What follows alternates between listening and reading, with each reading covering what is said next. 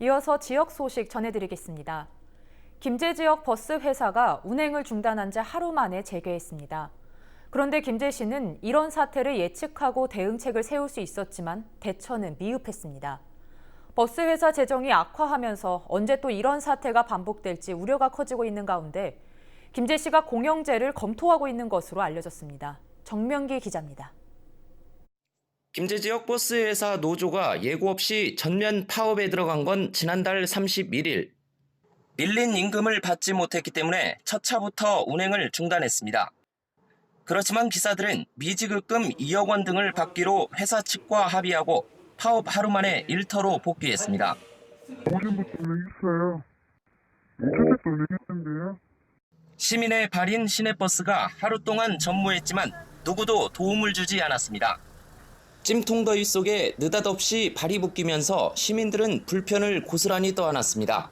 할머니, 할아버지 이제 면허증이 없는 분들은 몇 시간씩 버스를 기다리고 날씨도 이제 많이 더워지시고 하시는데 어른들이 또 그런 거 기다리시면은 살짝 많이 더위도 타시고 하시니까. 김제 지역 시내버스 회사는 유일무이한 상황. 김제시가 뒤늦게 버스 20대와 택시 38대로 대체 교통수단을 제공하려는 찰나에 합의가 이뤄진 겁니다. 김제시는 해마다 버스 회사에 재정을 지원하는데 올해는 39억 원 정도, 앞으로 6억 원을 더 지원할 예정입니다. 보통은 거의 수시로 도와주면 세운다 이런 말은 연초부터 매일 하다시피 하는 상황이니까요. 김제시는 일단 버스 회사와 논의해 노선을 대폭 줄이고 공영제 추진까지 검토하고 있는 것으로 전해졌습니다. 저는 준공영제든 공영제든 김제시 재정이 그렇게 녹록지 않기 때문에 이제 재정이 좋은 데서 우선적으로 하는 걸 보고 저는 따라가는 형식이 돼야 하지 않냐, 저는 그런 생각입니다. 회사 재정 악화로 파업 사태가 언제 또 반복될지 시민 우려가 커지고 있습니다. 헬로티비 뉴스 정명규입니다. 부안해양경찰이 전복된 카약에서 2명을 구조했습니다. 지난 1일 오후 12시 32분쯤 격포해수욕장 앞 900m 해상에서 40살 A씨와 아들이 탄 카약이 전복됐습니다. 신고를 받고 출동한 부안해경은 전복된 카약을 붙잡고 있던 2명을 구조했습니다. 구조된 2명의 건강 상태는 이상 없었으며 전복된 카약은 해수욕장까지 안전하게 옮겨졌습니다. 전라북도 아파트 가격이 올해 들어 계속해서 하락하고 있는 것으로 나타났습니다.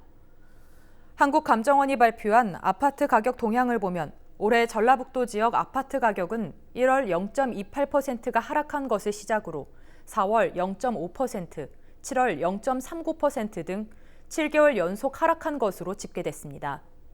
아파트 가격이 하락하면서 거래량도 급감해 지난해 6월 5,458건이던 거래량은 올해 6월 2,700여 건으로 지난해 절반 수준에도 미치지 못했습니다.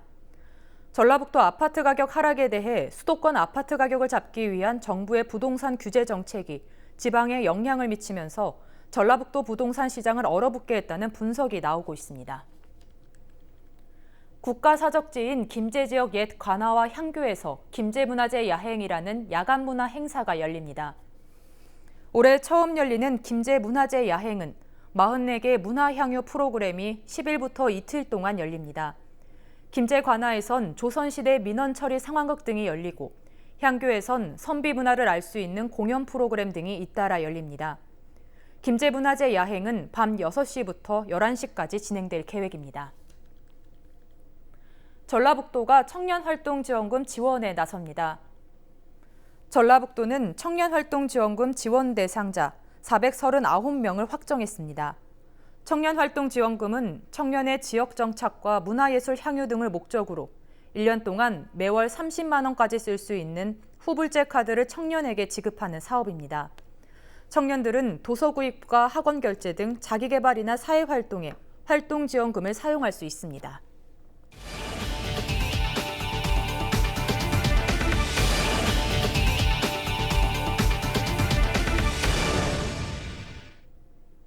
전라북도가 해수면이 상승하는 대조기를 맞아 해안가 지역 침수주의를 당부했습니다. 전라북도는 고창과 부안 등 위험 지역에 안전 담당자를 배치하고 차수판 설치, 배수 펌프 가동 준비 등을 지시했습니다. 전라북도는 행정안전부 안전디딤돌 앱에 게시된 해수면 상승 시 행동 요령을 숙지할 것을 당부했습니다. 국립해양조사원은 오는 4일까지 해수면 높이가 부안 위도 700cm, 어촌도 639cm까지 상승할 것으로 예측했습니다. 고창 청소년문화센터가 여름방학을 맞은 초등학생을 대상으로 드론 축구 프로그램을 운영해 인기입니다. 청소년문화센터는 4차 산업혁명 시대를 이끌어 나갈 청소년의 꿈을 키워주기 위해 이런 프로그램을 마련했다고 밝혔습니다. 앞으로는 드론과 3D 프린터, 로봇 등 4차 산업혁명 유망 직종과 관련한 청소년 교육 프로그램을 확대해 나가겠다고 덧붙였습니다. 순창군 지역화폐인 순창사랑 상품권이 정식 발매됐습니다. 순창농협본점 특설무대에서는 순창사랑 상품권 발매를 축하하는 퍼포먼스가 열렸습니다. 행사에 참석한 인사와 공공기관, 사회단체 직원 등은 순창 종합시장에서 상품권 구매를 독려하며 장보기를 병행했습니다. 순창군은 평상시는 7%, 명절엔 10% 할인율을 내걸고 10억 원 규모의 상품권을 유통할 예정입니다. 또 사용자 편의를 위해 내년부터 모바일 상품권도 발행할 방침입니다. 자금의 지역 역의 유출을 방지하고 우리 지역에서 선순환 경제를 활성화시키기 위한 방안이고, 또 가맹점에서도 현금과 같이 금융기관에서 당일날 환전이 되기 때문에 우리 지역민과 가맹점에서도 많은 협조 바라겠습니다. 남원경찰서가 광안루 600년 기념 행사를 앞두고 다중이용시설을 대상으로 불법 촬영 합동 점검에 나섰습니다. 경찰은 남원시 관광시설 사업소와 함께 불법 촬영 탐지기를 이용해 점검하고 불법 촬영 근절 스티커도 붙였습니다. 경찰은 성범죄 예방과 신속한 대응을 위해 성범죄 합동대응팀을 꾸려 점검을 강화하고 있다고 밝혔습니다. 불법으로 촬영하다 적발되면 5년 이하의 징역 또는 3천만 원 이하의 벌금형에 처합니다. 정읍 농업기술센터가 농업시설을 대상으로 누전 차단기 점검을 진행합니다.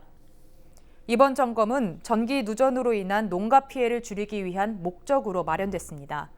집중 점검 대상은 전력 사용량이 많은 시설하우스 온실과 축사, 저온 저장고 등입니다. 농업기술센터는 8월 한 달 동안을 피해 예방 집중 지도 기간으로 설정해 현수막 설치 등 화재 예방 홍보에도 나섭니다.